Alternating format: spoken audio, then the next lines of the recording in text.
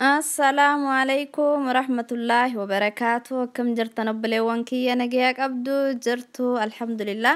أرى لي فيديو براها راق بدي سنيدو في جرا فيديو نرامو واي رفين ساتي رفين سكينا ويتديك أنو دغنغورا كميك رهدون كأنه جنو في سبب دغنغورا سني ميت رفين سكينا رك جيسو سني في ما شاء الله فيديو هقد ما لقي فدانا فانا ترى سنين جدا فيديو كي كان فارو تاتنمو سبسكرايب قد على جرماتي كي كان إدام على واحد دول الرابر النول برسيفنا إن شاء الله والرمدور نافقوتني نفانا ترتنمو غلطوما غلني كيسان قد على كان من نفانا ترى سنين جدا Tokko farratti dogongorri nuti wayita rifeensa keenya dhiqannu irratti hojjennu bishaan dhoowwaadha rifeensa keenya dhiqatuudha.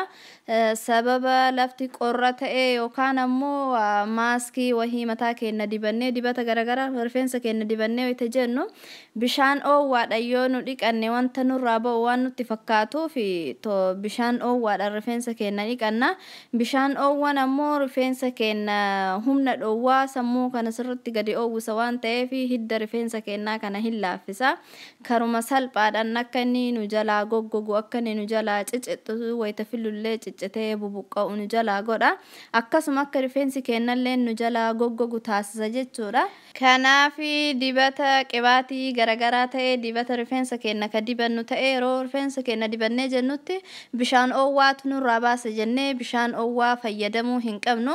Akkasuma bishaan likkii malee qorraadha akka malee qorruun illee dhiqatuu hin qabnu rifeensa keenya. Wayita rifeensa keenya dhiqannu yeroo hundumaa waatti dibnee dibuu baannee rifeensa keenya dhiqachuudhaaf yeroo qophoofnutti bishaan jiddu galeessaa ka qorraa hin ta'in ka dhoowwaas hin ta'in ka jidduu kanaa ka qabbanaa bishaanuma normaalii jechuudha. Bishaan akkasiitiin rifeensa keenya dhiqatuu qabna. Lammaffaarratti yeroo dhiqannu sirriitti xurii irraa baasna yookiin ammoo qibaatii rifeensa keenyaas dura dibnee jennu kana yoo shaampootti deddeebisnu irraa hin baasu jennee shaampootti deddeebisuudha. Rifeensa keenya irratti shaampoo baay'isuudha jechuudha. Dogongorri nuti rifeensa keenya irratti hojjennu Shampoon yeroo tokkoffaa yoo akkam jedhee rifeensa keenya xurii guddaa ka qabaatu ta'e lama caalaa yoo itti deebisan bareedaa miti. Yeroo tokkoffaa saniyyuu takka qofa dibanii yoo sirriitti itti guddisaniiti yeroo takkatti san sirriitti keessa masaajii godhanii xurii irraa nama baasee jedhe shaampoo yookiin saamunaa ta'e oma rifeensa keenyaaniyyuu dhiqannu yoo itti baay'isuu dhabne irra filatamaadha. Yeroo takkaaf lama caalaatti baay'isuun bareedaa miti.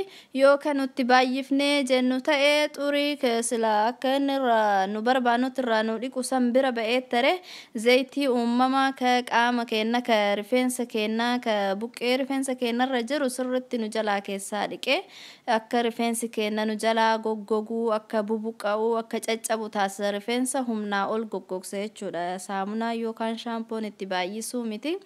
Yeroo dhiqannutti akkuma rifeensi keenya xurii qabutti rifeensi keenya xurii baay'ee ka qabu ta'e yeroo lama itti deebisnee yeroo sadaffaa kondiishinariidhaan itti fayyadamuudha. Yoo xurii baay'ee kan qabne ta'e yeroo takka hoomachaa'ee jennaan hangi suniyyuu gaatti babbaay'isuu miti. Kanaaf shaampoolee yeroo rifeensa keessan dhiqattan ittiin baay'isinaa siniin jedha. Amma sadaffaarratti yeroo rifeensa keenya miiccannutti xurii hundee keerras keessaa baafna jennee qeensa keenyan hooquudha. Rifeensa wayita dhiqannu san qeensan hooquun dogongora guddaadha. Yoo ka qeensan hooqnee jennu xurii irraa baasuu dhiifneeti rifeensi hundeen isaa jiidhaa waan ta'eef akka rifeensi keenya karaa salphaadhaan nu jalaa bubuqqa'u goona. Bakka sanii rifeensa qeensaan gadi qabnee hooqoo osoo hin taane quba keenya shanacha keessa kenneeti. Gubbarra oofuudha masaajii gochuudha. Bakka silaa hooqnu jechuudha. Hooquun gaarii miti rifeensaa fi rifeensa karaa salphaadhaan akka inni nu jalaa bubuqqa'u godha. Kanaaf yoo bakka silaa hooqnu san masaajii goona irra filatamaadha. Ammas yeroo kondiishinarii dibnutti kondiishinarii buqqee sammuu keenyaa keessa dibuudha. Kondiishinariin bareedaadha rifeensa hin laaffisaa akka inni addaan babbahu godha akka inni shaampoon yoo dhiqnee shaampoon nu jalaa goggogsu ta'e ka kondiishinariin sun ammoo rifeensa nuuf laaffisu godha. garuu koondishinariin ka fayyadu rifeensaaf malee sammuu buqqee sammuutii fi miti. Buqqee sammuu irratti yoo ka koondishinarii dibnee jennu ta'e buqqee qaawwa buqqee kennaa nu jalaa cufa. Akkuma isin argitan koondishinariin furdaadha, akka wanta akka shaampoo rumaa gadi lolla'amuu miti, wanta akka qibaatii rifeensa lallaafisee rifeensa irratti hafu waan ta'eef qaawwa rifeensa kennaa ka buqqee kennaa bakka silaa qilleensa argatuun nu jalaa cufa. Achirratti qibaatii walitti daddabalamee jennaan foroforii garagaraallee rifeensa kennaa irratti fiduu danda'a. Kanaafi koondishinarii wayitee fayyadamnu qaccee rifeensaa jechuun rifeensuma qofatti sammuu buqqee kennaa irratti osoo hin dibne rifeensuma kenna kophaasaa fuuneeti koondishinarii akkasitti rifeensuma qofa irratti akka rifeensa nuuf laaffisu qofa wanta irraa barbaadamuu fi rifeensa qofa irratti dibuu qabna jechuudha. Akkasuma wayitee dibnee jennu daqiiqaa haga murtaa'ee gachirratti daqiiqaa 3-5 ta'ee haga murtaa'ee tokko ofirra tursiifneeti haga inni rifeensa nuuf laaffisu eegneeti sirritti bishaan inni ofirraa gadi lolla'uudha. Yeroo koondishinarii dibannu itti deebisnee shaampoo dibatu miti, ammoo koondishinariin sanillee akka inni rifeensa keenya irratti hafu gochuu miti, sirritti bishaan inni ofirraa qulqulleessuu qabna jechuudha. Ammas wayita ofirraa qulqulleessinu sana sirritti akka inni qulqullaa'onnees bishaan yeroo dheeraadhaaf rifeensa keenya keessa yoo ka tursiifnu ta'e bishaan guddaallee rifeensa nu jalaa miidhaa akka inni nu jalaa goggoguu caccabuu laafu nu jalaa taasisa jechuudha. Haguma ta'e tokko ka rifeensa keenya xurii nurraa baasee koondishinarii dibnee xurii irraa gadi dhiqnee yoo jenne wanta nu bishaan yeroo dheeraadhaaf rifeensa keenya keessa tursiifnuuf hin jiru jechuudha. Rifeensa keenya walitti qabannee keessaa ba'uudha yookaan qaama qofa dhiqatuudha.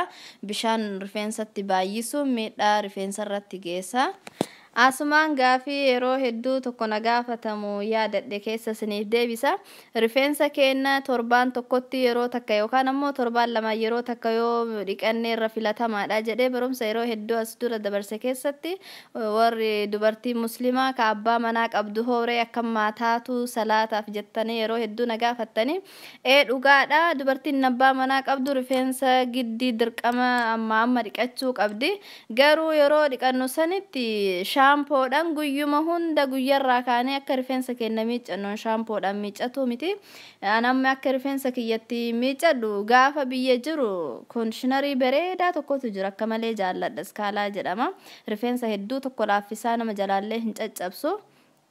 Garuu eega biyya kana dhufe asitti argatu hin dandeenye suni biyyatti hafe bishaan qofaan yeroo hedduu akka rifeensi jiidhi bishaanii bakka hunda wal gahu godheeti koondishinarii diqqoo tokko itti diba. Gaafa garii ammoo koondishinarii dhiisee liviin koondishinarii qofa dibadha. Yoo ka bishaan qofaan gadi dhiqatamu ta'e bishaan yeroo garii rifeensa foolii nama jalaatti godha. Yoo wanta xiqqoo shaampoo ta'e yookaan koondishinarii wanta foolii qabu tokko ittiin godhini. Yoo guyyumarraa ammoo koondishinarii itti baay'isellee rifeensallee nama jalaa miidha. Akkasumatti waluma keessa torbaanii yeroo takka shaampoodhaan dhiqata, yeroo kaanitti bishaan qofaan koondishinarii xiqqoo tokkotti dibeeti akkasumatti jiidha isaa hunda walgeessee akkasitti dhiqadha rifeensa kiyya. Gaafa garii ammoo bishaanuma qofaan sirritti miiccadheeti deemee liviin koondishinarii dibadha. Haala sanii rifeensa kiyya moisturaayizii godhee dhiqadha jechuudha. Isinillee karaa saniin itti fayyadamuu dandeettanii. Yeroo hunda ka dhiqachuu barbaadanitti yoo shaampoo katti dibdan ta'e rifeensi durumaa bishaan yoo itti baay'ate nama jalaa fixaa. Haguma sanuu shaampoo irratti dabaltanii jennaani guyyaa lama malaaxaa taatanii haftan rifeensi isinirraa dhumate. Ammas ka dhumaa dogongorri nu rifeensa keenya irratti hojjennu wanti rifeensa dhiqannaan irraanfachiisaa jira ganna irraanfannetti fixa. Rifeensa keenya wayita fillu jiidhaa rifeensa filaa xixiqqaa kanaan filuudha. Dogongorri guddaan tokko ammas rifeensa keenya jennu jalaa kukkutu. Rifeensa isa jiidhaa sayyoo filan addaan namaa bahaa yoo goggoge nama jalaa walitti qabatama jenneeti rifeensa keenya filaadhaan keessa seennee humnaan filuudha. Rifeensi jiidhaan humnaan qabu dafee nama jalaa bubuqqaa haga inni walitti goggoguullee eeguu miti. Xiqqoo tokko bishaan yoo irraa goge yoo filatame bareedaadha. Yoo ka jiidhaa masan ka filatamu ta'e filaa gugurdaa akkuma rifeensa qofa addaan namaa baasuu fi filaa gugurdaa fayyadamuudha. Filaa xixiqqaa fayyadamuu miti. Filaan xixiqqaan nama jalaa kukkuta. Ammas ka dhumaa ka dogongora rifeensa keenya nu jalaa balleessu jedhee qabadhee isin dhufe keessa rifeensa keenya wayita dhiqannee miiccannee kaanu isa jiidhaadha ka sirritti gogee ka hin jedhin rifeensa keenya fuunee sirriitti achi gadi xururreeti duyda duubatti rifeensa keenya hidhatuudha. Yeroo akkas goonutti rifeensi keenya laafaadha jiidhaadha bishaan keessaa amma gadi ba'e waan ta'eef humna hin qabu. Humnaan walitti xururreeti gara duyda duubaa yeroo hiinutti achi faana nu jalaa harkifata akka rifeensi keenya fuula duraanillee nu jalaa ciccitu achi gara duyda duubaa nu jalaa deemu goona jechuudha. Kanaaf wayita rifeensa keenya miicannee jennu isa jiidhaa sirriitti walitti xururree gara duyda duubaa hidhatu miti akka rifeensi keenya fuula duraan nu jalaa hin dhumanne. Kana fakkaata inshallah viidiyoon narra isiniif qopheessee aga viidiyoo biraatiin walitti deebinutti gaafii yoo qabaattan karaa jalaatii karaa komentii jalaan naaf kaa akkasuma yaada keessanillee karaa jalaatiin naaf kaa inshallah dubbisee isinii deebisaa aga viidiyoo biraatiin walitti deebinutti hedduu tokko sin jaalladhaa naaf jiraadhaa like share comment subscribe gochuu hin dagatina like naaf heddummeessaadha inshallah rafa assalamu alaikum wa rahmatullahi wa barakatuh.